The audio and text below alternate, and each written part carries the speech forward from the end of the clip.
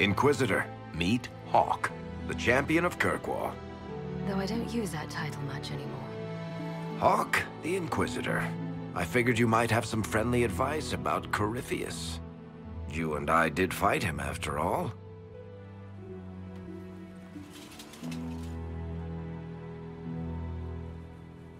Impressive view.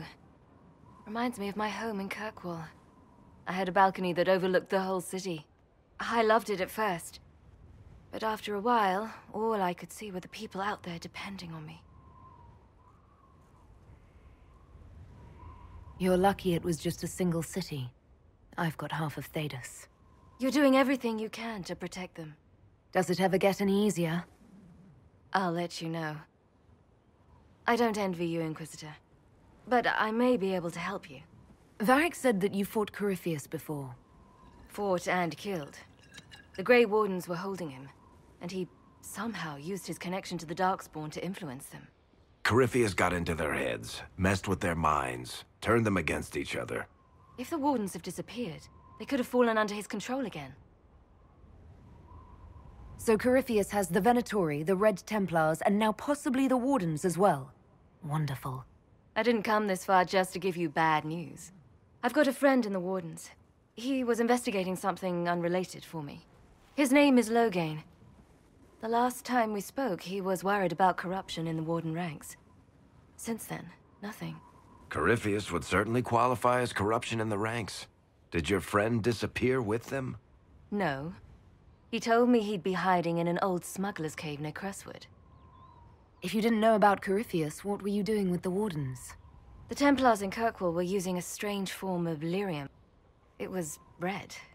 I'd hoped the Wardens could tell me more about it. Corypheus had Templars with him at Haven. They looked like they'd been exposed to the lyrium you describe. Hopefully, my friend in the Wardens will know more. I'll take any lead I can get at the moment. Good. I'll do whatever I can to help. Corypheus is my responsibility. I thought I'd killed him before. This time I'll make sure of it. Inquisitor.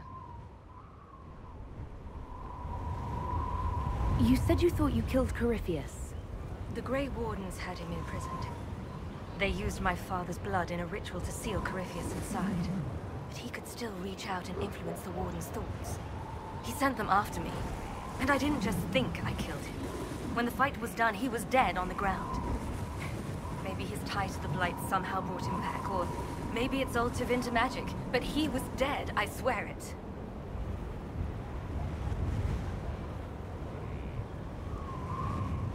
I assume Varric's been feeding you information about the Inquisition. What did he say about me? Only good things, I promise. I was a little surprised, actually. Varric isn't one for religion in general, but he thinks highly of the Inquisition. I think the exact phrase was, has a good shot at fixing Blondie's mess. I'd like to know more about Anders. What was he like? Complicated. It's not like the minstrels make it out to be. He wasn't just a monster or a martyr. Or maybe he was both. He was trying to change the world.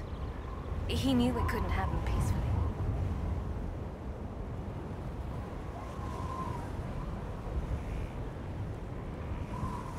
And where did you go after the mages rebelled? I heard the Chantry might be sending an exalted march to Kirkwall to put down the rebellion. I hoped that leaving would save lives and force the Divine to divide her forces to come after me. As it turned out, I needn't have bothered. All the circles started rising up and the exalted march never came. I heard you had family and friends in Kirkwall. Where are they now? My sister's a Grey Warden. I had my friend Aveline take her as far from Orlais as possible. When all the Wardens started acting strangely, I had to keep my family safe. We'll talk later. I'll meet you at Crestwood.